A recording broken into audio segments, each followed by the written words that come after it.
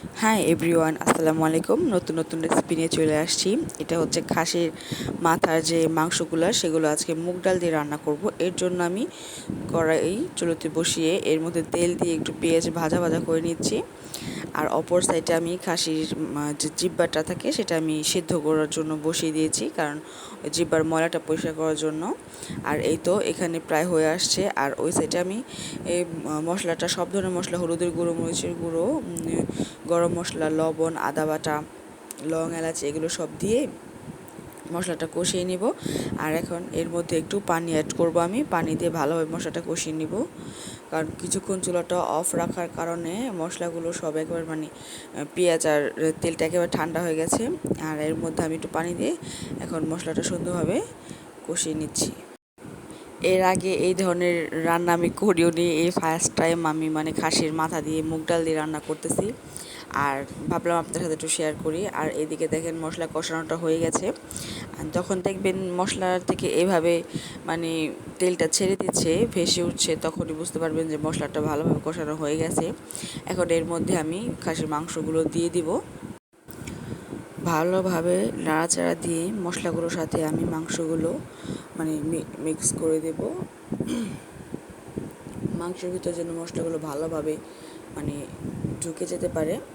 আর নাড়াচাড়া করে ভালোভাবে মেশানোর পর এগুলোকে আমি ঢেকে দেব একটু হালকা একটু সেদ্ধ হওয়ার জন্য। মাঝে মাঝে বকর বকর করতে করতে নিজের কথা নিজে বিরক্ত হয়ে যায়।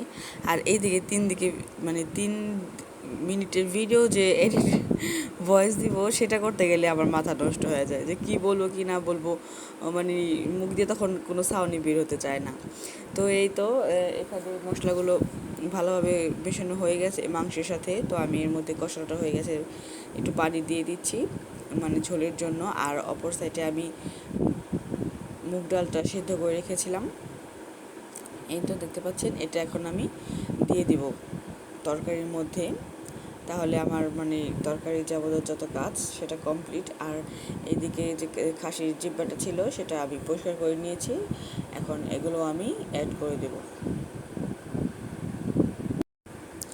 এর আগে মুগ ডাল দিয়ে খাসির মাথা অনেকবার খাওয়া হয়েছে, কিন্তু নিজের হাতে কখনো রান্না করা হয় নাই। এই ফার্স্ট টাইম আমি মুগ ডাল দিয়ে খাসির মাথা রান্না করছি। তো ট্রাই করে দেখার পর টেস্ট করে দেখার পর বোঝা যাবে কেমন মজা হয়েছে।